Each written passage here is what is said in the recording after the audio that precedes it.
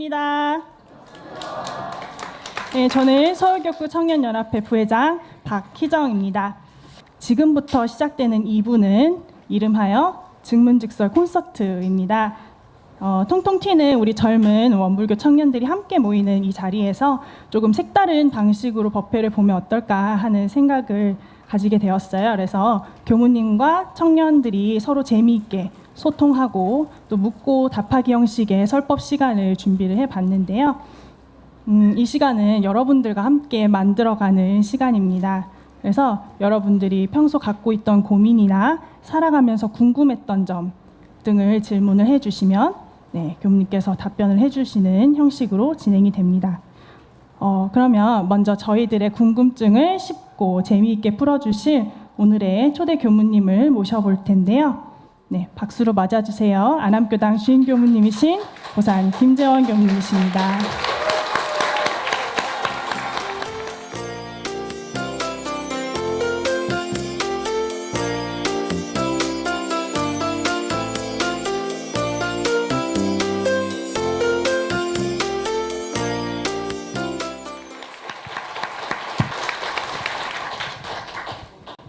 반갑습니다, 교무님. 네, 반갑습니다. 네. 우선 우리 서울교구 청년들을 위해서 이렇게 귀한 시간 내주셔서 정말 감사드립니다. 이제 첫 번째 질문부터 만나보도록 하겠습니다. 첫 번째 질문인데요. 사람하고 대인관계를 잘 유지를 하려면 어떤 공부가 필요하나요? 라는 질문입니다. 사람하고 대인관계를 어떻게 해야 잘 유지가 되는가, 그 공부를 어떻게 하는가 하는 질문이죠. 주변 이제 교당 청년들이나 또 학교 친구들하고 이 관계를 잘 유지하고 싶은데 어떻게 하면 좋겠냐 그랬습니다. 어떻게 해야 좋아요? 예? 어떻게 해야 좋아요? 여러분 잘 유지하세요? 우리 친구가 영아마인데 이제 둘이 물장사를 한다고 영암에서 그 물이 좋은 물이 나와요. 둘이 물장사를 한다고 사업을 같이 한다고 하더라고요. 그러다가 언제 이야기를 들으니까 둘이 재판 중이래. 둘이 그렇게 서로 마음이 맞아서 사업하자고 했는데 세월이 좀 가다 보니까 둘이 재판하고 있다고. 이게 서로 이제 막 좋아서 하다가 서로 이제 누가 일을 더하니 덜하니, 뭐 급여는 어떻게 되니, 뭐 누가 힘든 일 하니 쉬운 일 하니 이렇게 하다가 이제 헤어지고 또 이제 돈 거래 관계에서 내가 더 냈다 덜 냈다 하면서 재판을 하더라고요. 그래서 친구가 저렇게 되는구나 그런 생각이 들었죠. 또 하나 우리 친구는 둘이 자취를 하더라고. 둘이 친하다고. 그러더니 이사를 간대. 좀 있다가 왜? 그랬더니 저 새끼하고 도저히 못 살겠다고. 그래요. 자, 제가 지금 안 좋은 예를 들었는데 어떤 사람들은 진짜 죽고 살고 뭐 그 좋은 관계가 유지되는 경우가 있고 어떤 경우는 유지가 잘 안 되는 경우가 있죠. 젊을 때는 되게 그래요. 저도 옛날에 그런 적이 있는 것 같은데 뭐 딱 내가 좋아하는 사람 외에는 그냥 아니요. 또 한 번 눈앞에 내 마음에 안 든 사람은 아웃. 이렇게 많이 하지요. 그쵸? 그러십니까? 근데 이제 더 살아보시면 적이 있으면 안 된다는 걸 알게 돼. 그러면 이제 마음에 안 들어도 때로는 웃을 때가 있고 때로는 너무 마음에 들어도 조금 적당히 표현할 때도 있고 그러거든요. 그런데 이걸 이제 저는 대종사님 제자니까 대종사님 교법으로 풀어보고 싶어요. 대인관계를. 대인관계는 어떻게 돼 있죠? 우리 교법에서 보면 자기관리, 자기관리는 수행입니다. 그리고 대타관계, 대인관계. 이건 신앙 문제입니다. 원불교 교리로 말씀드리면. 이해가 되십니까? 그래서 여기 자기 인격 관리, 여기는 대타관계. 그렇게 되죠. 그런데 이게 이제 논아서 설명하니까 그러지, 자기가 아무리 대타관계에 다른 사람한테 잘해준다 할지라도 내가 내 마음 관리를 못하고 진실하지 못하고 감정 조절을 못하고 그렇게 되면은, 즉 자기 관리를 못하게 되면 다른 사람한테 아무리 잘해도 안 되는 거죠. 정치인이 아무리 사회적으로 유명해서 어디 기부를 하고 뭐 했다 하더라도 자기 내부에 자기 기사한테, 자기 직원한테 함부로 해가지고 그 관계가 오래 못 가는 경우도 있죠. 그래서 결국 대인관계를 하자면 먼저 대인관계의 부분은 바로 원불교의 신앙이다. 그럼 원불교 신앙의 핵심은 뭐죠? 핵심은 뭐예요? 네, 인과봉의 신앙인데 강령으로 표현해버리면 뭐죠? 처처불상입니다. 처처불상. 그렇죠. 처처불상이다. 즉 다른 사람 대인관계 속에서 바라볼 때 그 사람을 내가 부처라는 존재로 보느냐 하는 것입니다. 근데 보통 사람들은 좋을 때는 누가 다 안 좋겠어요? 다 좋죠. 문제는 이제 얽혔을 때. 여러분 돈을 누가 빌려가서 안 갚아. 여러분이 애지중지 애끼는 물건을 가져가 버렸어. 말도 없이. 그럼 어떻게 되겠어요? 대인관계가 가까워지기가 쉽지 않겠죠? 네. 그러면 여기서 이제 원불교의 핵심 교리가 공부를 하지 않은 사람은 이제 어려워지는 거예요. 즉 뭐냐? 좋을 때는 원불교 안 된 게도 다 좋아. 좋은 사람한테는. 그런데 나에게 피해가 됐을 때 어떻게 할 거냐? 첫째는 처처불상 신앙인데 이 신앙의 행위는 뭐냐면 불공이라고 그랬거든요. 그렇죠? 처처불상으로 먼저 볼 줄 알아야 불공이 돼요. 또 불공을 하면 처처불상이 돼요. 서로 맞물리거든요. 옛날에 우리 선지님 중에 이정은 선생님이라고 계세요. 정타우님이신데 돌아가셨습니다. 그분이 이제 총부에도 이제 같이 출가한 사람끼리 이렇게 살다 보면 이렇게 마음에 든 사람도 있고 안 든 사람도 있고 얽힐 수도 있고 오해도 있고 막 하다 보면 그러잖아요. 그래서 우리 정은 선생님한테 이제 어떤 동지가 막 험담을 하고 다녔어요. 그년이 어쩐다 이렇게 막 하고 다녔어요. 그래서 듣고 보니까 너무 억울한 거야. 그래서 정산조사님한테 갔어요. 정산조사님한테 가서 제가 좀 억울하다고. 그러니까 오히려 정산조사님이 뭐라고 하냐. 야야 미운 엄마랑 같이 마라. 그리고 선물도 사줘라. 그리고 불공해봐라 그랬어요. 그러니까 뭐라고 대답하냐. 지금 참는 것도 지금 내가 힘든데 거기다가 무슨 불공이냐고 화가 나가지고 이제 그랬어요. 야 바늘구멍에 황소바람 들어온다. 작은 씨앗일 때 빨리 막아버려라. 작은 씨앗일 때 빨리 막아라. 그렇게 말씀하신. 그래서 한번 내가 하라는 대로 해봐라. 그래서 여기에서 뭐냐 신심이 중요해요. 신심이. 여기 자기 관리에서 첫째가 이제 신심의 관계인데 스승에 대한 신이 있으니까 이것을 하게 되죠. 불공을 하라고 지도를 받았어. 하게 돼. 그러니까 결과가 어떻게 되냐. 이 관계가 서서히 풀리는 거예요. 그래서 일생 아주 막역한 동지가 됐어요. 막역한 동지가 됐어요. 여러분 원불교 댕기시는 분들이 좋은 사람한테만 좋고 나에게 어떤 피해가 된 사람에게는 그냥 냉정하게만 한다면 그건 원불교의 어떤 신앙의 행위가 내 삶 속에서 나오지 않은 것이죠. 아직은. 그러면 여기에서 핵심이 들어있는데 스승은 말을 믿고 할 수도 있어요. 아까 스승은 말씀을 시킨 대로 해서 성공할 수도 있어. 근데 제가 이것을 조금 더 교법적으로 설명을 해볼게요. 이 부처라는 것이 무엇이냐는 거죠. 많은 사람들이 이렇게 생각합니다. 부처라는 것은 불상 또는 아주 깨달으신 분 아니면 서가모니 부처님 아니면 뭔가 완벽한 존재 이렇게 생각을 하죠. 틀린 것은 아니에요. 그런데 그것만이 부처냐? 아니라는 거죠. 제가 원불교학과 3학년 때 회장했었어요. 원불교학과 회장이었어요. 근데 이제 부장들이 있죠. 단장들도 있고.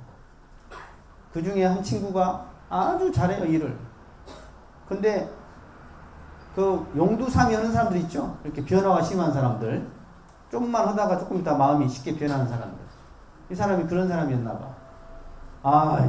그래가지고 그냥 회의도 안 와버리지. 그렇게 하기만 하면 2배, 남들보다 2배, 3배 능력이 있는 사람인데, 안 하는 거요. 회의도 안 와버리고. 저 사람도 그러면 부처인가? 화났으니까 하는 소리예요. 저 사람도 부처인가? 그러면 부처란 뭐지? 하는 생각이 들었죠. 그러니까 원불교 신앙을 하실 때 맨 처음에 신으로 출발해서 가다 보면 어떻게 되냐? 분발심이 일어나고 그 다음에 의심이 나죠. 왜 부처지? 부처란 뭐지? 도대체 어쩐 게 부처지?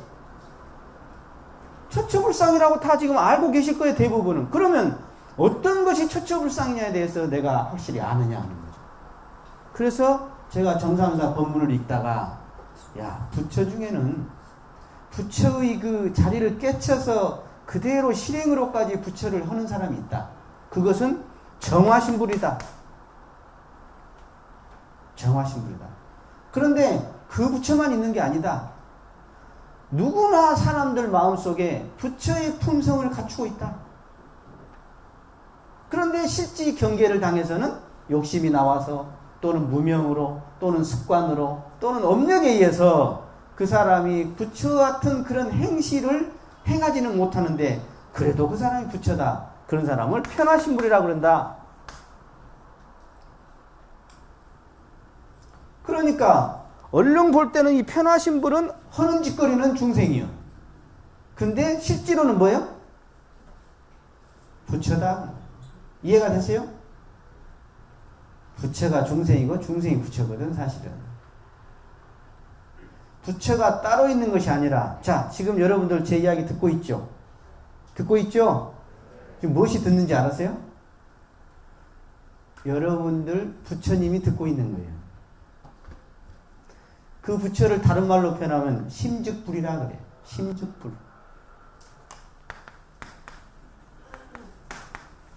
부처라는 건 다른 게 아니라 마음이 부처다.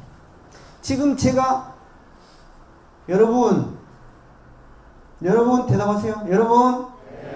여러분 자 대답하신 그 무엇이 바로 대답을 했냐? 그것이 바로 마음이 알아듣고 대답하신 거예요. 그거 다 갖고 계시죠? 그것이 바로 부처. 그것이 부처다.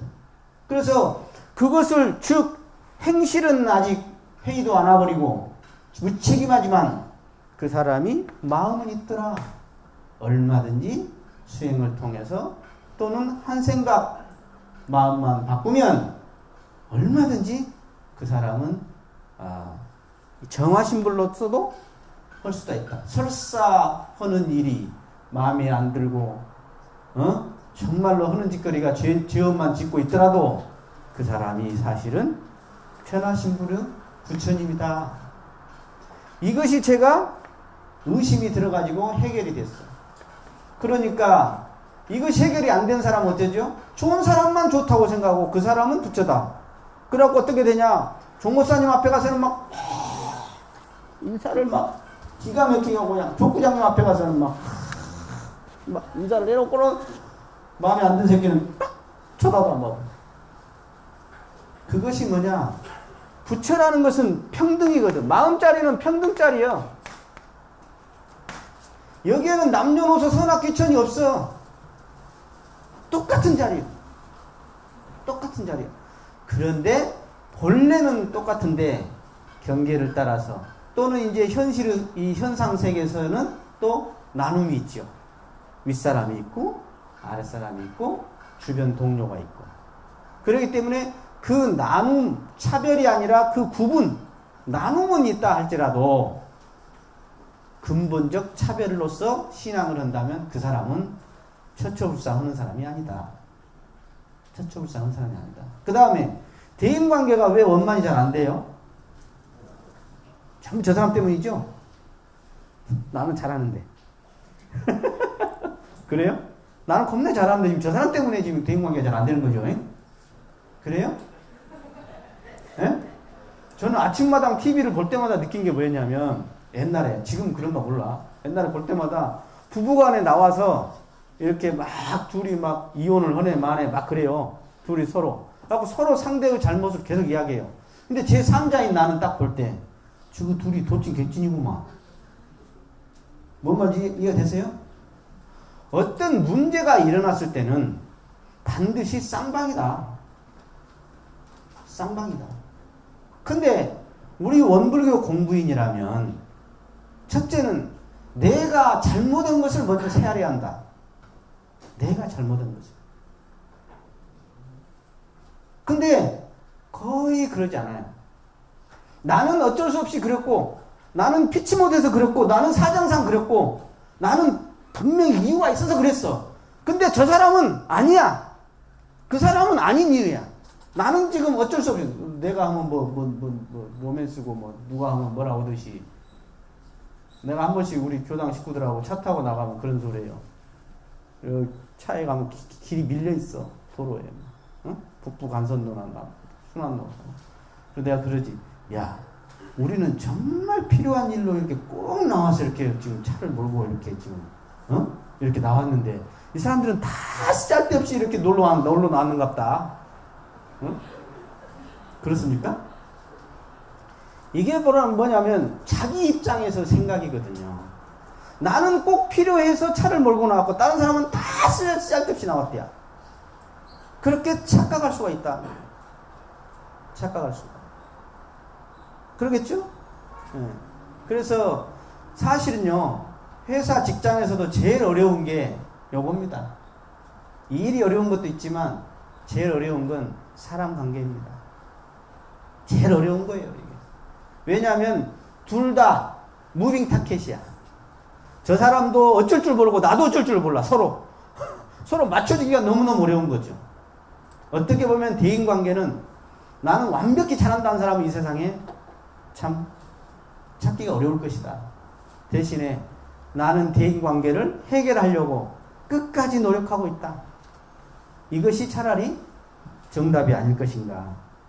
그런 생각이 들어요. 맞습니까? 근데 제일 꼴보기 싫은 놈이 누구죠? 여러분 사람관계에서 제일 꼴보기 싫은 사람이 누구예요? 에? 그렇지. 대인관계에서 제일 먼저 대인관계가 잘 안 되는 경우가 뭐냐면 첫째가 이기심이야. 배려가 없어. 다른 사람에 대해서. 또 뭐가 있을까? 이야기해 보세요. 잘난 체 하는 사람. 이기심 있는 사람은 이기심 있는 놈도 미워합니다. 잘난 체인 사람 콱 눌러보고 싶죠? 대인관계 속에서 여러 가지가 있는데 그 중에 아까 이기심이 있거나 잘난 체 하거나 그 다음에 분위기 파악을 못하는 사람 초상집 갖고 웃고 있어 지금 깜짝이 맞죠? 상황 파악이 돼. 상황 파악이. 그 사람 아직 마음이 안 열렸는데 자기 혼자 마음 열고 있어. 참 깝깝할 일이요 그것도. 그렇습니까? 그래서 대인관계 잘하는 사람은 하심을 잘합니다. 그리고 조금 손해를 볼 줄 압니다. 그 다음에 내가 뭐랄까요, 다른 사람에 대해서 이렇게 배려할 줄 알아요.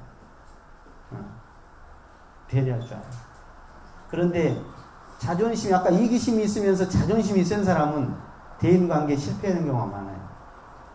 그래서 대인관계가 자기는 왜 실패한지도 모르고 실패하는 대인관계 예를 하나 들으면 말입니다. 말을 잘못했을 때 대인관계가 어긋납니다. 인연관계가 제일 서그러지는 것이 세 가지가 있는데 몸으로, 입으로, 생각으로. 그 중에 신구이라고 그러죠. 이 중에 제일 인연관계가 서그러지는 것이 말입니다. 말. 나 화나서 그랬어요. 본인은 그럴 수 있죠. 듣는 사람은 용서할 수 없죠. 그죠? 네. 용서할 수 없어요. 그래서 이 대인관계에서 이 언어라고 하는 것은 참 중요한데 사람 관계가 제일 어렵고 그 사람 관계 속에서 제일 어려운 게 또 뭐죠? 이 소통입니다. 소통. 오직 했으면 금성하고 화성에 사는 남자 여자가 산다고 그러겠습니까? 남녀가 그렇게 다르고 서로 생각이 그렇게 달라요. 전부 자기 입장에서 생각하고. 그렇기 때문에 이 대인관계는 원불교의 신앙으로서 없어서는 살 수 없는 인과 그 어떤 은혜의 관계, 그리고 원인을 생각해보는 인과에 대해서 생각을 해보고, 그 다음에 그분에 대해서 나는 어떤 시각으로 바라보는가에 대한 어떤 처처불상의 신앙의 문제, 또 어떤 것을 부처로 보는가, 그 다음 거기에 대해서 나는 합당한 불공을 내가 어떻게 했는가를 생각해보면 갈수록 문제는 풀려나갈 것이다. 이렇게 했는데 안 풀리면 또 오세요, 저한테. 두 번째 질문 보여주세요. 네, 마음이 풀어져 있을 때 다 잡을 수 있는 교무님만의 방법은 무엇이 있나요? 자, 마음이 풀어졌을 때 교무님은 어떻게 마음을 챙기십니까? 안 풀어진다고 열받겠지? 예? 예, 마음은 얼마든지 작심삼일이 될 수 있습니다. 원래 과학적으로 보통 3일 정도 간답니다. 그 풀어져요. 그런데 이것을 초월하는 힘이 있습니다. 그게 이제 신앙의 힘, 수행의 힘이죠. 저 같은 경우는 그래요. 별로 사실 풀어져 본 적이 많지 않거든요. 왜 그러냐? 이게 이제 보통 사람은 예를 들어서 내가 고시를 봐야겠다. 그러면 TV가 보고 싶어도, 연애를 하고 싶어도, 게임을 하고 싶어도 어떻게 되죠? 자기가 그 시험이라는 쉽지 않은 관문을 통과하려면 그것을 넘어야겠죠. 그렇죠. 그래서 저 같은 경우 제일 먼저 해태심이랄까? 마음이 풀리지 않도록 저의 원동력 중에 하나는 바로 서원입니다. 서원입니다. 서원이 없는 사람은 제가 하는 방식을 하기가 어려울 것입니다. 예를 들어서 제가 지금 새벽에 일어난 지가 30년이 됐습니다. 30년이 넘었습니다. 새벽에 일어난 지가. 즉 원불교를 만나서 옛날에는 여름에 하절기에 4시 반이었고요. 지금은 5시, 5시 반 그러죠. 30년이 넘었습니다. 그러면 저 어제 3시간 잤거든요. 사실은. 그리고 오늘 지금 총부에 문상 다녀왔습니다. 그러면 내일 아침에 엄청 힘들겠죠. 눈 뜰 때. 몸은 지가 반응을 하니까. 그런데 저는 분명히 내일 아침에 자선 시간에 자선하고 있을 겁니다. 그러면 자선이 재밌어서 자선할 수도 있고, 또는 교무니까 체면 때문에 자선할 수도 있겠죠. 그러나 저는 그걸로 하지 않습니다. 첫째가 바로 이것입니다. 일어나기 싫을 때 마음속으로 그럽니다. 재원아, 너 왜 출가했니? 너 왜 출가했니? 저는 잘 수가 없습니다. 그 생각하면. 좌선하다가 졸릴 수 있습니다. 피곤해서. 재원아, 너 왜 출가했냐? 너 목숨 바치고 나왔잖아. 다 던져버리고 나왔잖아. 너 그렇게 하려고 출가했니? 이 한마음이면 다 거의 프리패스입니다. 이게 제 방식이에요. 그래서 제가 이걸 말 안 하려고 그랬어. 여러분들 이 방식 잘 안 하잖아.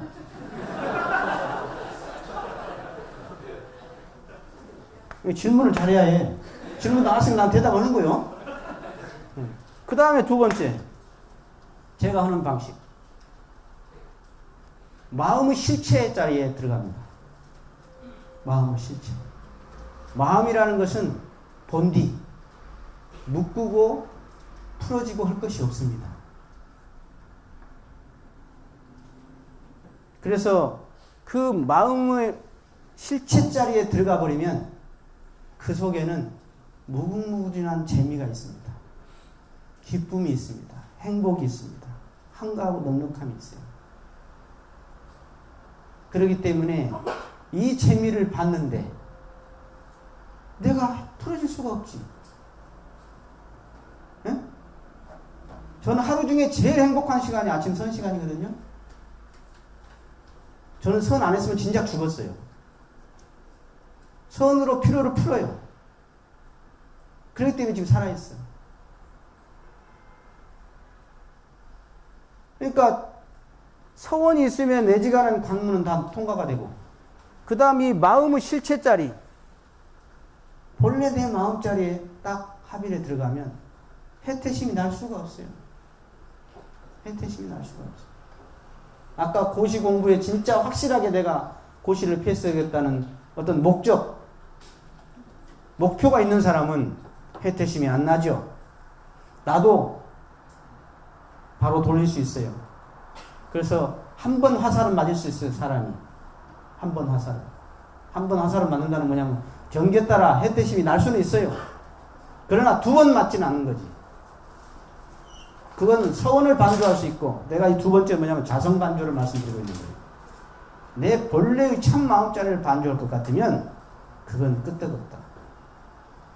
그래서 여러분들이 이 원불교를 만나셔서 이 원이 없으면 나는 부처가 되겠다. 나는 이 생에 영원한 행복자가 한번 돼보겠다. 나는 이 생에 참나를 깨쳐보겠다. 나는 관 속에 들어갈 때 후회를 최대한 덜하는 인생으로 살다 가고 싶다 하는 그런 회심, 그런 발심, 그런 것이 있지 않고는 좀 하다가 말고, 누가 칭찬해주면 하고, 누가 같이 하자고 하고, 뭐 하라고 하니까 하고 그러는 것이지, 이 자력적 힘이 없는 거예요. 그러나 이 서원을 세우면 자력적으로 안에서 자가발전을 할 수 있는 힘이 나옵니다. 힘이 나와요. 그래서 재미를 보면 그 편안할 때 재미 있죠? 편안할 때 재미. 그것도 재미있지. 그러나 이 재미를 가가 훨씬 아래 것이죠. 그래서 별 문제 없다. 이 말씀을 드리고 싶습니다. 네. 다음 질문, 세 번째 질문 함께 보겠습니다. 요즘 사소한 것에 짜증이 나고 화도 잘 내는 것 같습니다. 나의 삶에 만족감이 부족한 것 같아요. 어떻게 살아야 행복감을 가득 느끼며 살아갈 수 있을까요? 자, 제가 질문 다시 하겠습니다. 여러분들의 같이. 화난 건 지금 마음 공부 잘못한 거죠?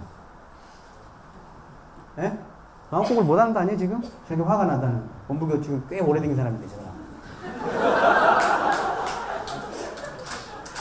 어? 마음 공부 못한 거 아니에요? 손 한번 들어볼까? 예. 자, 경계를 따라서 화는 납니까, 안 납니까? 나요?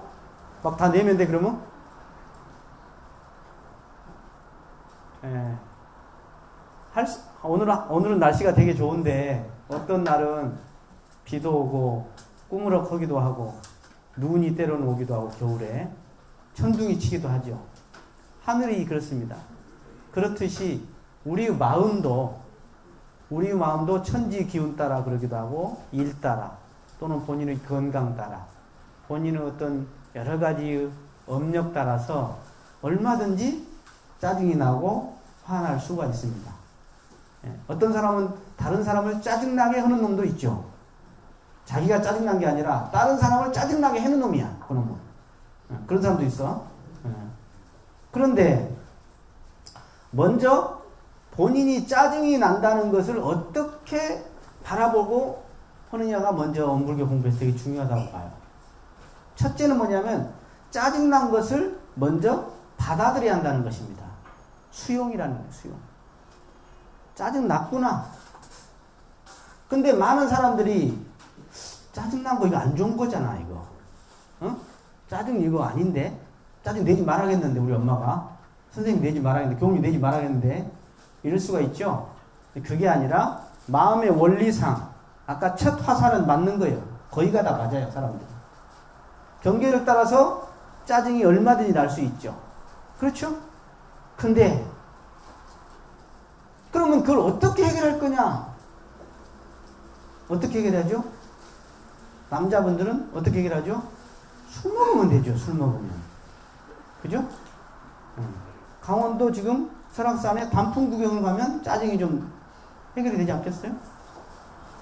여자분들은 전화해서 야 오늘 있잖아 그 상사가 나한테 뭐라 건지 아니? 1시간 풀면 짜증이 좀 풀어지나요? 네? 어떻게 해요? 그런데 제가 짜증이 나는 것을 받아들이라고 했는데, 그러면 다시 제가 한번 생각해 볼게요. 자, A라는 사람은 똑같은 경계에서 웃어버렸어. B라는 사람은 그냥 팍 폭발했어. 어떻게 차이가 있죠? 외부 경계가 똑같았다고 쳐요. 근데 A라는 사람은 웃어버렸고 B라는 사람은 막 노발대발했어. 뭔 차이죠? 예? 많은 사람들이 외부 환경 때문에 그랬다고 생각을 하는 거예요.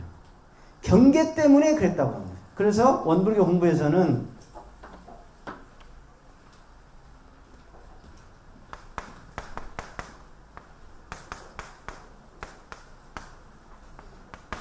지금 화났어. 결과가 화났어요. 근데 많은 사람들이 이렇게 생각하기가 쉬워요. 뭐냐면 이거 외부 저 사람 때문에 저 환경 때문에 화가 났다고 생각하는 거예요.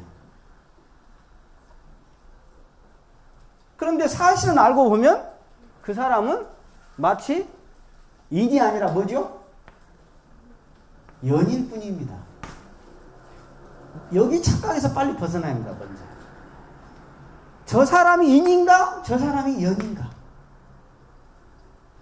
내가 짜증나고 화가 났는데 저 사람 때문인가? 저 사람은 인연인데 그 안에 다른 뭐가 있어서 화가 났는가? 내가 여기서 학벌 이야기를 해. 또는 몸매 이야기를 했어. 미모 이야기를 했어. 뭐 경제 이야기를 했어. 그러면 똑같은 내가 경계를 주는 거야. 여러분들에게요. 근데 아까 똑같은 경계를 받고 A는 웃었고 B는 화를 냈듯이 내가 여기서 똑같은 경계를 탁 던졌어요.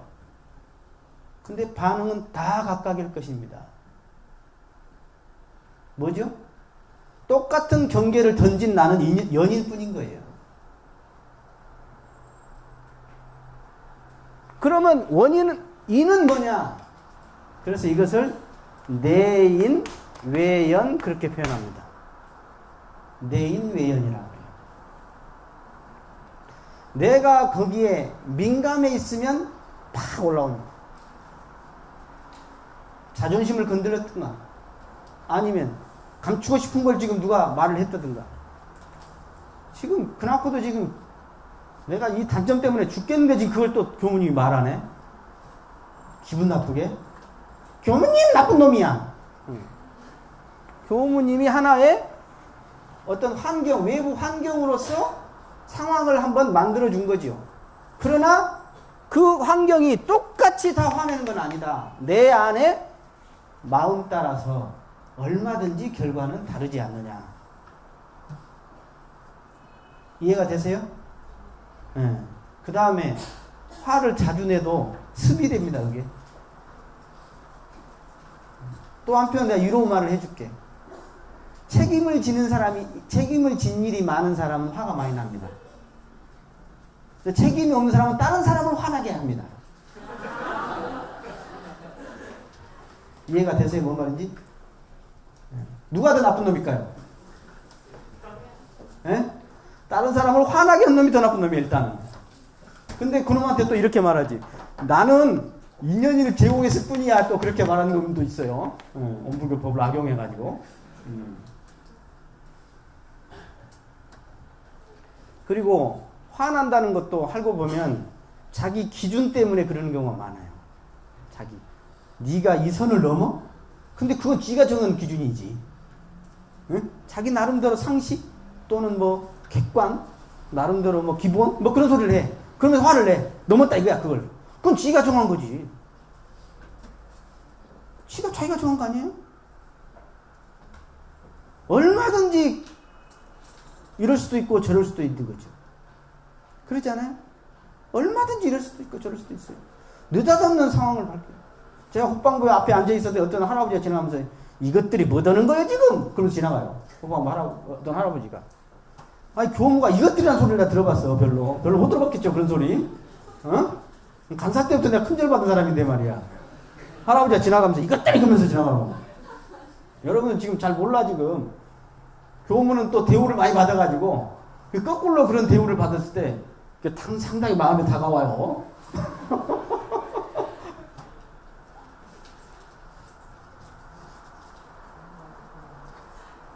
자기가 그 2번 화살을 맞지 않는다 내가 이야기를 했는데 경계가 탁 올라왔을 때 거기에 2번, 3번 맞아서 외부 환경에 탓을 하면 그건 본인이 지금 다시 한번 생각을 해봐요. 그래서 여기는 원인을 생각을 해봐야 하고요. 쉽게 말해서 이 결과의 원인이 이것인지 정확히 알아야 합니다. 대개 이걸 원인으로 알아요. 대개가 그래요. 왜냐하면 세상에 제일 쉬운 거 알려드릴까요? 원망하는 겁니다. 세상에 제일 쉽습니다. 애기들이 길에 가다 넘어졌어. 그러면 땅에다가 땡! 그럼 애들 막 갑자기 막 울다가 그쳐요. 어떤 대상을 찾았잖아. 원망의 대상을. 땅이 뭔 죄요? 그렇듯이 중생이 가장 지옥생활, 중생이 가장 하기 좋은 것이 원망생활입니다. 그래서 불보살은 10분의 6만 마저도 감사생활한다고 했어요. 중생은 10번 잘하다가 한 가지 잘못되면 그거 꼬투리 잡고 원망생활한다고 했어요. 어떻게 지 뜻대로 다 됩니까? 어떻게 자기 뜻대로 나도 내 마음대로 내가 안 되는데 어떻게 다른 사람이 내 마음대로 되겠습니까? 그러지 않습니까? 내가 좋아야 좋은 거야. 내가 좋아야 좋아. 내가 좋아야 좋은 거지. 그래서 사실은 이게 지금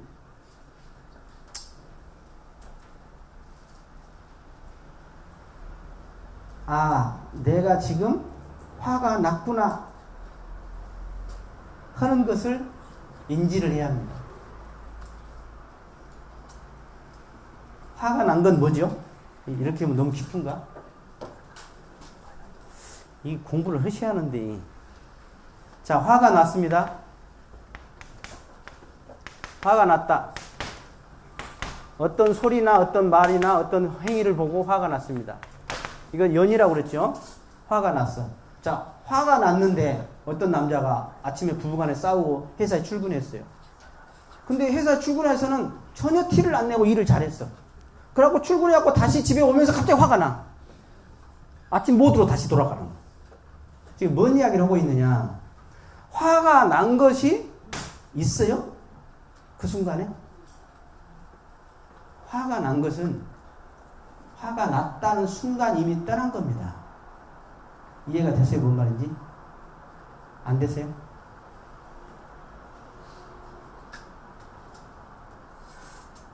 너무 깊이 있는 것 같다. 미안해요.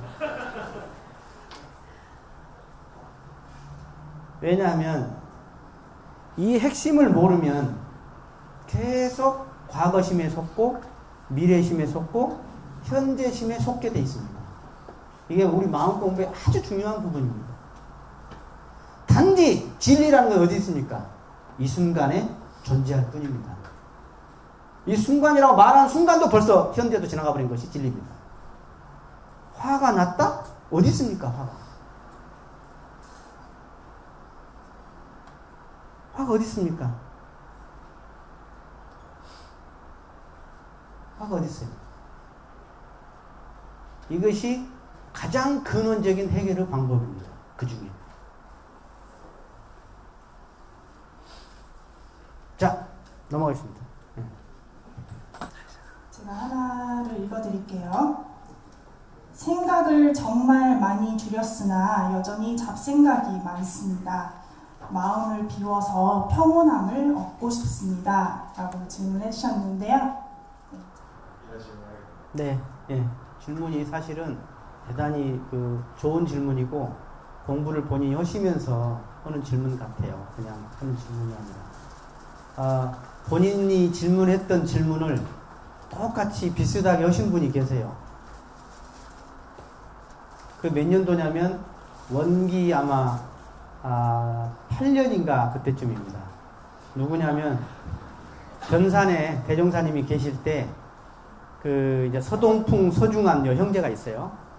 이 중에 서중한 선지님이라고 이분이 이제 우리 익산 총부 땅을 이사하신 분이죠.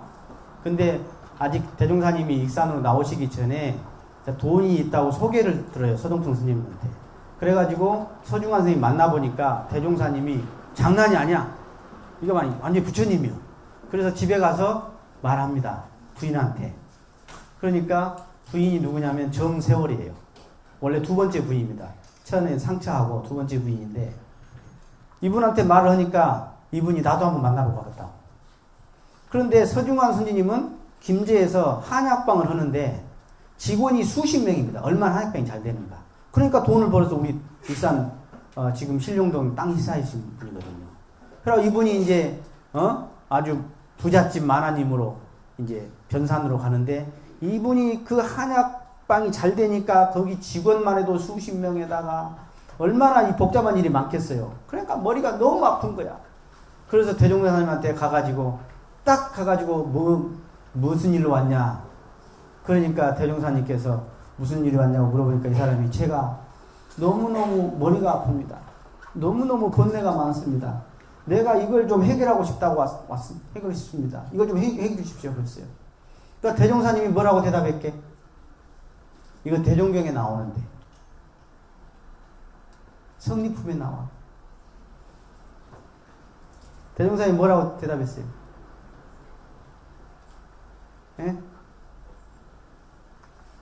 참, 교전을 잘 안 봐, 이 사람들이.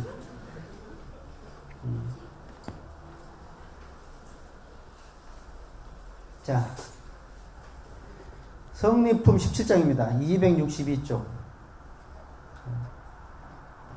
저는 항상 진세에 있어서 번뇌와 망상으로 잠시도 마음이 바로잡히지 못하오니 그 마음을 바로잡기가 원이옵니다. 대종사 말씀하시기를 마음 바로잡는 방법은 먼저 마음의 근본을 깨치고 그랬습니다. 이게 겁나 중요한 이야기인데 먼저 마음의 근본을 깨쳐야 한다는 것입니다. 첫째. 자, 우리가 수많은 마음들이 있습니다. 그죠? 이 마음은 어디서 나옵니까? 이 수많은 마음을 뭐라고 표현하냐면 만법이라고 그러는 거예요. 만법이라고 표현해요. 수많은 마음들을. 좋았고 싫고 이쁘고 밉고 막 죽이고 살리고 그냥 온갖 희노애락 애욕의 그런 마음들이 아주 그냥 108번대로 그냥 가는 거죠. 그런데 이 마음이 뭐 어디서 왔냐 하고 들어가 봤더니 어디서 왔어요? 어디서 왔어? 이 마음은? 응? 정신에서 왔거든. 정신에서 왔어. 정신은 그럼 어디서 왔냐 하고 들어가 봤더니 성품에서 왔어요. 마음의 근본은 뭘 말하냐? 이 성품을 말하는 겁니다.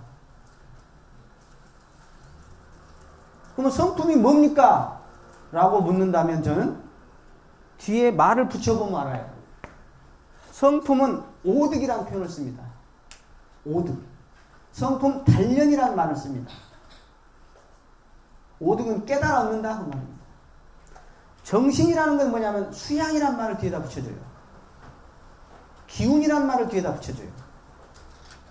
정신은 그러니까 성품은 깨달아 얻는 것이고 그리고 성품은 단련하는 것이다. 근데 정신은 수양하는 것이요 정신은 기운이구나 알 수가 있습니다. 마음은 뭐냐? 뒤에다가 마음은 뭐라고 하죠? 마음 수양 절대 안 붙여요. 마음 뭐라고 붙여? 공부 붙여요. 또 마음 대조 이렇게 붙여요. 마음이라는 것은 공부해야 한다. 왜? 마음은 온갖 선악, 온갖 미추, 별놈의 마음이 다 있으니 그 중에 수양을 할 것이 있고 안 할 것도 있고 그런데 이걸 어떻게 다 수양해? 마음은 대조하는 것이고 공부하는 것이다 그 말이죠. 그래서 먼저 마음의 근본을 깨치라. 그것은 정신 수양을 통해서 이 기본적인 온갖 번뇌를 녹여내고 잠재워내고 더 나아가서 그 정신 수양이 적적성성으로서 오롯하게 가다 보면 이게 성품자리에 진입하게 돼요. 이 성품자리를 일명 뭐라고 표현하냐?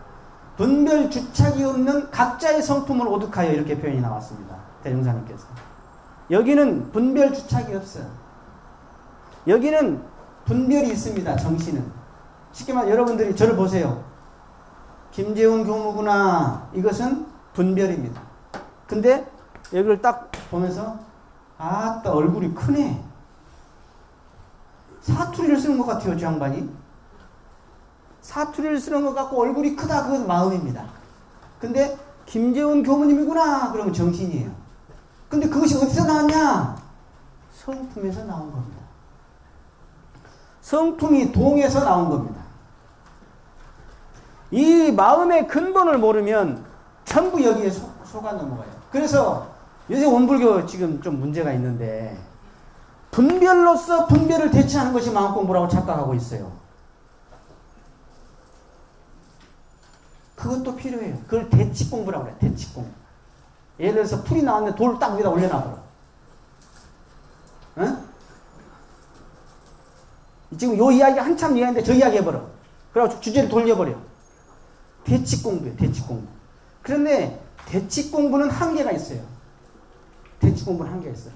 그래서 근원적 마음 공부가 필요한데 그것은 바로 이 마음의 근본을 깨치는 것입니다. 도대체 이 마음이라는 것은 무엇이며 마음은 어디가 있으며 색깔은 무엇이며 크기는 무엇이며 언제부터 와서 어디까지 가는 것인가? 여러분 네. 대답 좀 해줘요. 여러분 지금 대답한 그것이 바로 마음입니다. 그때의 마음은 어떤 마음이냐? 이걸 다 통합한 마음입니다. 성품 정신 마음을 통합한 마음이에요. 근데 번뇌의 마음은 또 이게 여러분들이 이제 문장을 보다 보면 이게 마음은 이것이 되더라 그러면 그거 틀려요. 여기서는 이걸로 쓴 마음인지 여기서 쓴 마음인지를 아셔야 해요. 공부를 하다 보면 이제 아시게 돼요. 차차. 지금 여러분들이 대답한 것은 무엇이냐? 이 마음이 대답한 겁니다. 이 마음. 그래서 그 마음에 아까 지금 여러분들이 대답은 네 하고 대답했어. 그것의 마음의 근본 그것을 깨치한다. 사람들이 거의 대부분 속고 살고 있습니다. 첫째 속고 있는 거. 이 몸이 난 줄 알아. 그 다음 이 생각이 난 줄 알아. 이 감정이 난 줄 알아. 내 행위가 난 줄 알아. 내 업적이 난 줄 알아. 그것을 다 한마디로 묶어보면 에고입니다. 그것을 반야신경에서는 오온이라고 했습니다. 오온은 에고 덩어리예요. 마음의 근본은 그 오온이 하나도 없습니다. 내 몸뚱아리도, 내 감정도, 내 생각도, 내 행위도, 내 의식마저도 실질의 근본 자리는 없는 것입니다.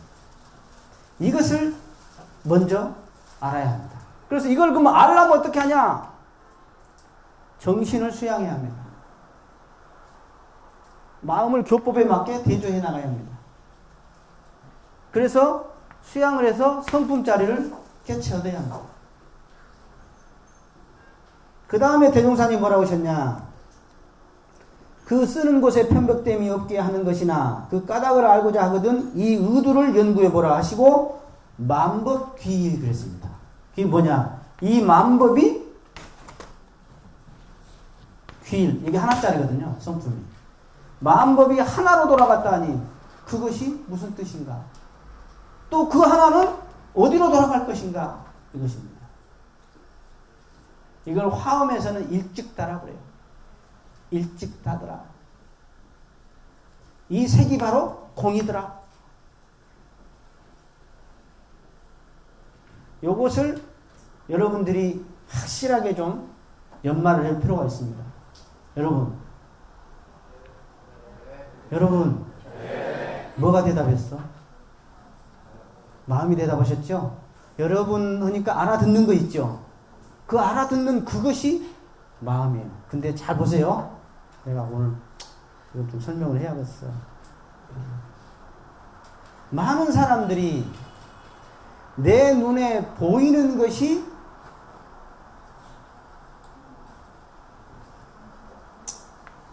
이게 눈입니다. 많은 사람들이 뭐 어떻게 사냐면 눈 밖의 세계를 현상을 보고 살아요. 사람들.